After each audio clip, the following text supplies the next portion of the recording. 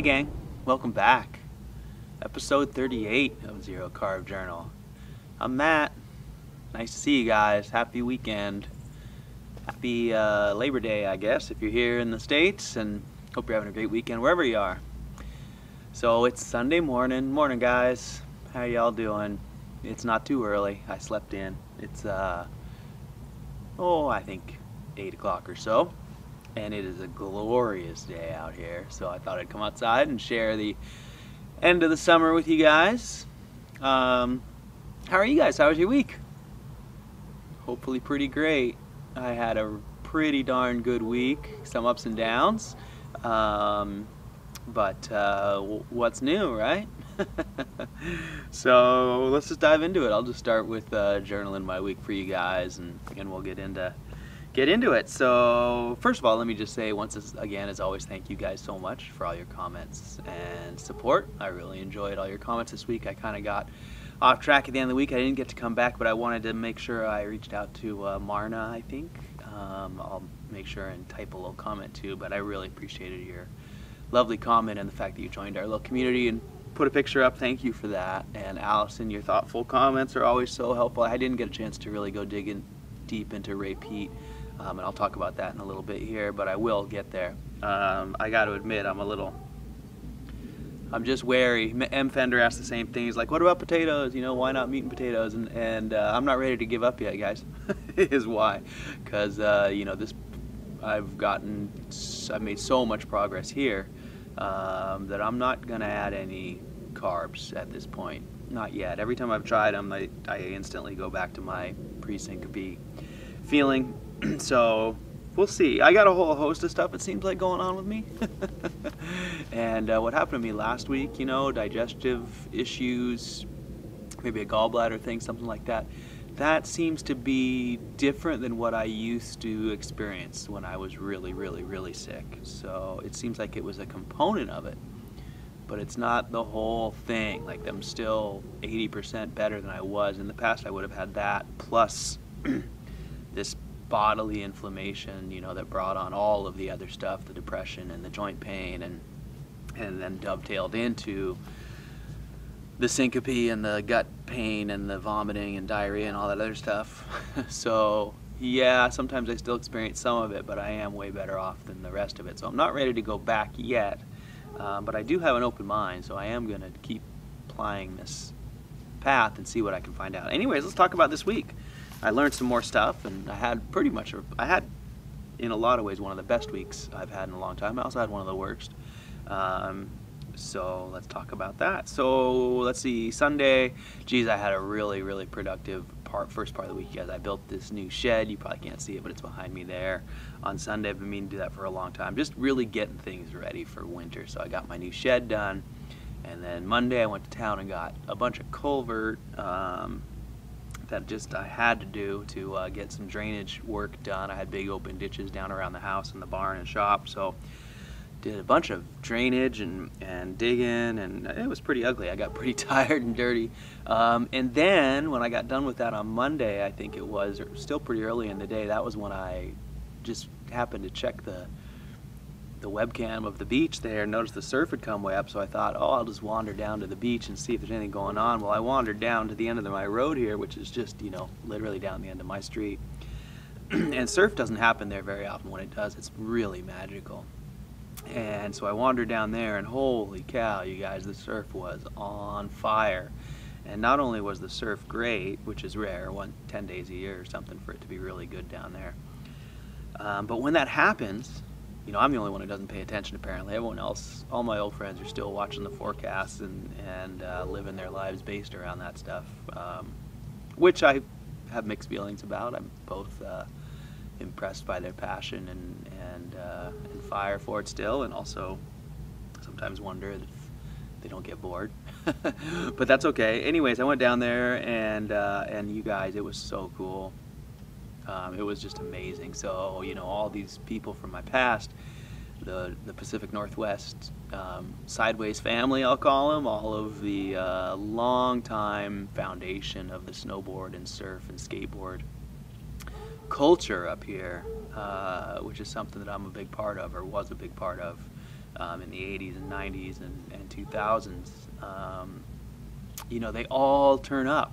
So I go down there to my beach, just sort of wandering around, lonely, thinking I'm just on, no, I'm not, I never really see anyone around my little small town here for the most part, and don't really see people I know, and so I kind of live pretty isolated. But I go down there, and I literally ran into probably 20 people, maybe more, that I used to run into all over this country. I mean, there was a dear friend of mine, a woman who I met in 1991 in Crested Butte, and we became great friends and had a long history. We never romantically involved, but a long history of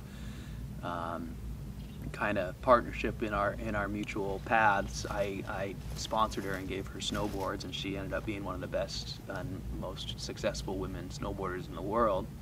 She always gives me credit for that. Every time she gets her interviews in the magazines and everywhere else, she always says my name and says I gave her the first snowboard and believed in her. But I ran into her, who I pretty much sucked into this little whirlwind of our Northwest surf snowboard scene, and there she is with her husband, who is someone I've known since we were 14, snowboarding, competing together back in the 80s. He'd been to my parents' house in like 1988, and we've been close ever since, and they've been married for 20 years, and their kids were out there surfing with us, who are, I think Cannon's 12 maybe or something, and my oldest, closest friend Scotty's down there, who again I met in Boulder, Colorado in 1991, and has moved out here, lived here now for decades, but and people from Mount Baker and Seattle and Oregon, and people who've been living in New York forever, who I knew from snowboarding in the early 90s, and I mean just all over the country, and there they were down there, and it was just really cool. It was great. I mean, I used to tour around the country competing and repping, and I lived in a Volkswagen van and a truck with a camper and all those things, and drove all over this country, going from ski resort to ski resort, and then winter would be over and we'd go to Hawaii and go surfing. And these are people I've just spent a ton of time with, and know really people I know, well and deeply and truly. So we used to be on tour together, and yeah. Anyways, long story. Sorry about that, but it was really special to me, you guys. I just came home feeling really loved and really recharged. So that was great. That was Monday. And I'll tell you what, surfing really takes it out of me. I did a really hard workout Monday morning. I did my culvert and drainage, and then went surfing. Came home. I was tired. Woke up Tuesday morning, and I might have this backwards. Maybe I went and got the drainage materials, and then maybe I did the drainage Tuesday morning. Anyways, whatever it was, I worked a little bit Tuesday morning, and then I went back down to the surf, and there was most of the same crew, a few different faces, which was great. Same routine, old friends, and so I saw some more new people, saw some more kids, children of old friends. That's always so enjoyable. And the surf was fabulous. So I had great waves. Came home super stoked, and that was Tuesday. And I came home super tired, really worn out. And so yeah, it was a great start to the week. Felt really good to get in the water. I felt really good physically. I stayed out there for a long time. I really wore myself out, but I really enjoyed it. So that was Tuesday. Wednesday came, and I stayed home. Surf turned off. I worked pretty hard around the place. Tuesday night I had a great visit from an old friend, someone I ran into on the beach, who came up and hung out with me for a few hours, and that was really enjoyable. So I had a great day Tuesday. So Wednesday I woke up and got to work, and I was out of food. I hadn't picked up my beef and lamb from the butcher yet, and so I went back to town and I bought one last bag of ground beef to get me through the week until I picked up my fresh meat.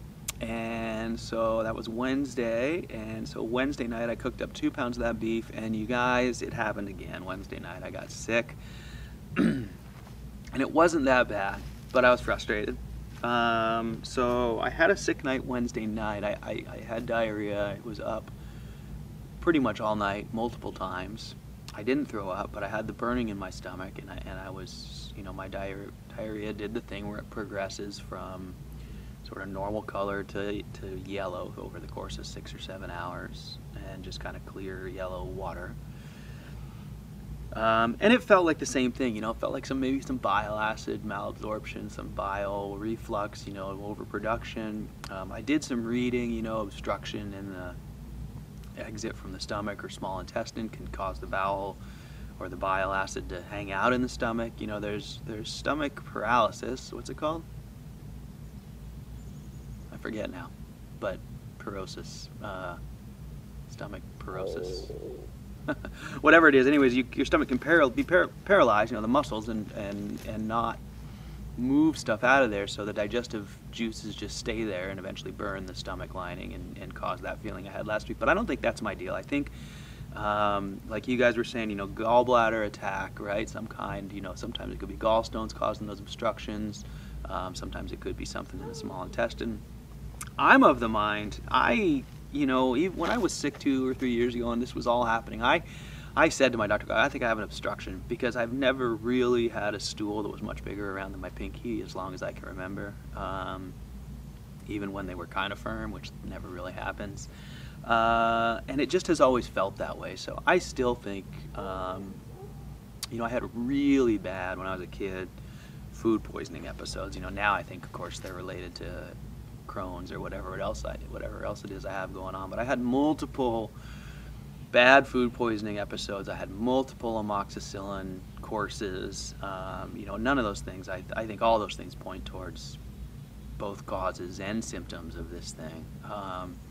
But I do wonder if I didn't get some strictures or something really. I mean, I had a real bad one when I was 8 or 9 when I ate some raw chicken, I think, is what I thought at the time. Not raw, but undercooked. And I remember throwing up blood, and I mean, it was bad. So I wonder if I didn't just tear things up, and I've always had an obstruction since then. I really don't know. But anyways, I'm going back to my doctor in a month here, and I got a lot of good direction from you guys and from reading this week and from being sick. So, you know, I'm feeling really positive about it. So anyways, going back to the week, that was Wednesday. Thursday, I had a rough day. You know, I was totally worn out. I was completely fatigued. I didn't really have the inflammation in my joints and stuff, so it felt different, but my stomach was just burnt. Like, it just felt burnt. Like, it was burning still, and like I had burned holes in it. When I had been sick at Wednesday night, I had been diarrhea, you know, it felt pretty acidic. Well, you know, I ended up eating a little more of that ground beef. I actually ate a lot more of that ground beef on Thursday. I thought, early in the day, I was like, I'll put something in my stomach, it'll make me feel better, and it did. And then come that evening, I kind of felt burning again, and so I was like, well, I'll just do that again. I wasn't feeling terrible, and so I put something in my stomach, and the burning kind of subsided a little bit, but boy, I woke up in the middle of the night, you guys, on Thursday, and my stomach was just burning, and Thursday night was awful. You know, I stayed up all night outside, and I went through the whole gamut. I did the vomiting, and I made the salt bed outside, excuse me, with my salty vomit bile, and it burned my throat and it burned my mouth. So there was a lot of acid in there, and it, you know, I learned a lot. So, but it was rough. It was a really bad night, and so Friday was pretty much wrecked. And yeah, so I'm just kind of getting over all that now. I had a really rough end of the week. It really took it out of me. I was up both nights, diarrhea and then vomiting, and yeah. Anyway, it was unpleasant. So I spent the last part of the week a little bit discouraged and a little bit bummed and concerned, and you know, I really have been making such great progress on this way of eating. So, you know, it was frustrating to kind of go back. Like I said, I'm not as sick as I used to be, so it still represents a huge improvement. I'm pretty sure now, you know, after evaluating it, and it seems like it's been the same thing that's been going on ever since I started. When I eat too much fat in one sitting, I get this result. And the reading I've read, that seems to dovetail with a lot of the conditions that cause these feelings. And I do remember, I went back to my journals from right when I started Zero Carb, and those first few months I had something like this often. So I really couldn't handle fat at all. And since then it's happened mostly only when I overeat. So that day Thursday I ate like 4 pounds, which isn't too much, but it was 4 pounds of the really fatty grocery store beef. And as I've mentioned, some batches of that seem fattier than the others, and sometimes the fat seems more tender than other times. And I guess I just got one that was difficult to digest, and I ate a little too much, and it sits in my stomach and doesn't digest. So that's my theory at the moment anyways, is I don't do well with fat for whatever reason. Gallbladder attack, gallstone, obstruction in my small intestine, gastroparesis, that was the word. One of those types of things that causes my bile acid to either be overproduced or sit too long in my stomach, and then it tends to just wash out all of my system until it can't be washed out anymore. And then if it's still coming, then I vomit.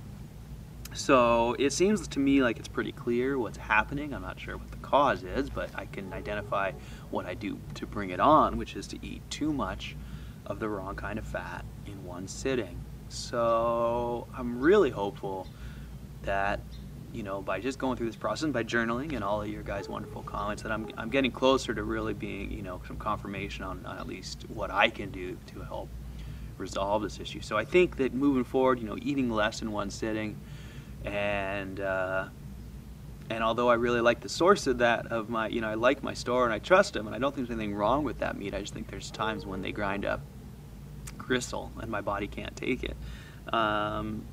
I definitely think that maybe changing up my sources is going to help. So with that said, Thursday, my tired day, the butcher called, and I was able to go pick up all of my lamb and beef. So it was really great timing, and it feels great. I got home, stocked up my freezer. I got about 400 pounds with no bones of just ground beef. If there's a few ribs and things like that, but the 400 pounds is basically just meat. My freezers are full. It feels awesome. My wood pile's full. It also feels awesome. My woodshed. So, I'm changing over my food supply now, and so this new, my new ground beef and ground lamb, and the first meal I had, I mixed them together 50-50.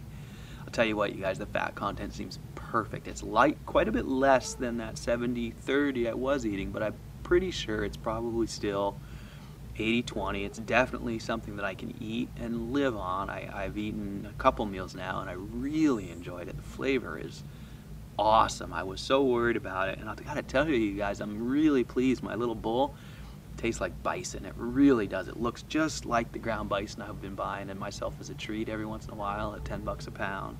So that makes me ecstatic. It tastes delicious, has a really good feel, and mixed with the lamb, they're both really mild and really good. So I'm really pleased. You can get a beef in the freezer that has off flavors, and you're bummed because it takes a while to go through. I think it happens to everyone who buys beef or raises beef. Once in a while, you just get one that doesn't taste very good. We're all individuals. Some people smell different. Some people taste different. Some animals taste different. So I'm really pleased. It's really good. And so now I've eaten 3 meals, I guess. And I'm feeling awesome, you guys. The burning in my stomach is gone. I feel solid. So I'm really hopeful that moving forward, I'm going to be able to avoid, what was bringing this on. Now, every time I've had this issue in the last few months, it's always been from a batch of ground beef that didn't seem to agree with me, and when I ate too much, I'm pretty sure of the symptoms. Or of the triggers. It never seems to really just come out of the blue. It's not like my gallbladder just freaks out. It's always when I gave it a difficult task that it couldn't handle, whether it's the gallbladder or whatever it is. I'll just use that as the descriptor. So anyways, I feel like, as hard as this week was, I feel like it's been a really great week. I made a lot of progress. I really feel like I'm uncovering a lot of stuff and really making a lot of headway with what's going to work better for me going down the road. So I don't know. I'm doing pretty darn great, you guys, considering. But I had a bad week. I'm not going to lie. It was pretty miserable. I spent a few days there pretty low. It almost got me back to being feeling depressed, but it's so profound, you guys, that difference between being actually clinically depressed, I guess, and whatever it is I feel now when I get low like that. I just was real fatigued, it just took it out of me, and I was frustrated and I was bummed, and so I got a little low, but I never really hit that dark cloud, and now I'm feeling super optimistic about the future. So yeah, so I don't know, I think I'm doing pretty good. So don't worry about me, you guys. I'm definitely working through some issues. I definitely have something wrong with me. It's not psychosomatic. So in a lot of ways, those things are positives because, I haven't really gotten any confirmation from any doctors anything's wrong with me or whatever, no diagnosis. So all that can be a struggle. So in some ways, it's sort of rewarding to know that, yeah, there's a reason why you're on this crazy journey, but but it keeps moving me forward, and that's the most important thing. I do keep making progress. So anyways, that's my journal and food. So I'm going to stay the course. I'm going to eat my own homemade, homegrown food for the next few months anyways. 400 pounds, that'll last me, I don't know, 100 to 200 days, I guess. So we'll see. And one thing cool about that, I did have all my meat ground, and the reason for that was because I can go buy the treats that I like as treats, like a chuck or a ribeye or whatever, once in a while. So I'm sort of looking forward to that, you know, to get into the store every couple weeks and getting myself some chuck and making myself some ribeye bacon or whatever it might be. So we'll see how that goes, but I'm really optimistic about the future. So this week coming up, I'm sort of settling in. We're getting cold. It was almost 30s, in the 30s last night. So I'm going to stay focused. I got a little more drainage work to do in my barn and shop. I'm going to keep trying to get the last of my stuff out of there before it rots all winter. So I'm doing a lot of Craigslisting and going to the dump. Went to the dump twice this week. I'll probably go again twice more this next week. Just cleaning stuff out that's been here for decades, really. A lot of it's not even mine. But a place like this tends to collect crap, I've found. So, so that's my week. Let's see, zero carb world, what's going on out there? You know, we're getting a lot of people hitting on us in the media, right? A lot of hit pieces in different publications across the country. I think it's good. We're making some waves. We're reaching to people. People are starting to realize that this is an option. I think we're showing people what's possible, and I also think that people are nervous and threatened out there who eat other ways and feel that other ways are the healthiest way to eat. So we're getting a lot of hit pieces. My dad forwarded me one of them, Jordan Peterson's diet article in the Atlantic, and you know, I was happy to see that that this way of eating is making inroads into my parents' life. You know, and they're sitting there in their living room, and it comes across their radar, as it were, in the publications they read. So I think, regardless of whether those things are you know, I'm sure my parents side quite a bit with the hit piece side. I mean, I'm sure they have the same concerns. Oh my gosh, scurvy! Oh, it's so it's almost an eating disorder. It's so restrictive. You know, all the things that those articles like to hit on. But at the same time, they can see, you know, my profound progress and my results.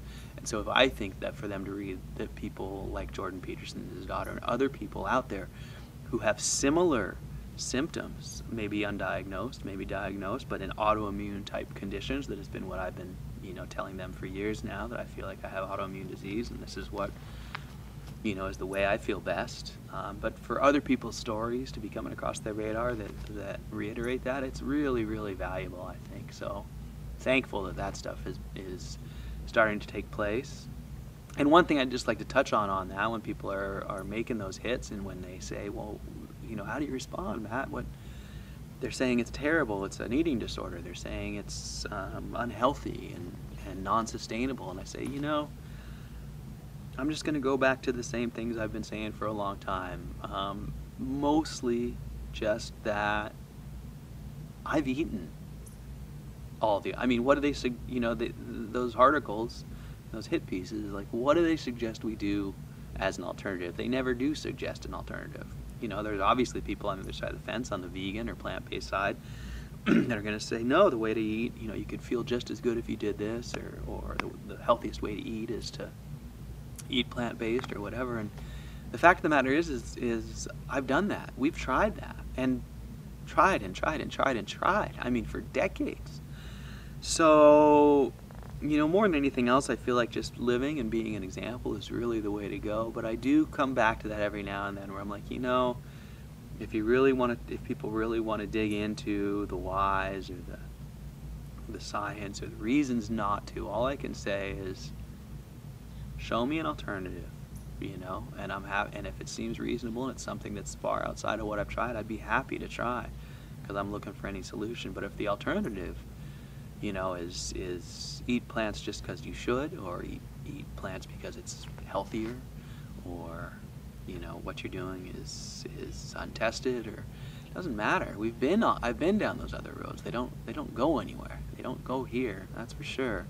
So, and despite my continuing struggles, I am way better than I've been really ever. You know, honestly, when I was in my 20s, I was filled with joint pain and depression, and I could compete and operate at a high level in an athletic endeavor, but most of the rest of the time I was holed up and hiding and really living in a dark place. So yeah, so I feel like we're right on the right track, you guys, despite the doubters, and I think that we're really showing people what's possible, and hopefully we're making a difference in some people's lives. I can't tell you guys how much it means to me to get your comments of people who are making changes in their lives due to the stories that we share here. So thanks for sharing that, and it makes me feel so good to know that we're reaching people, and that there's hope for all of us out there. So yeah, so I'm a little scattered today, you guys. I'm gonna probably wind it up here.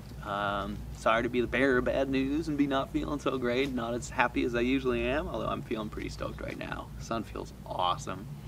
So excited to be heading into fall with all of my preparations, feeling really the best they've felt in years.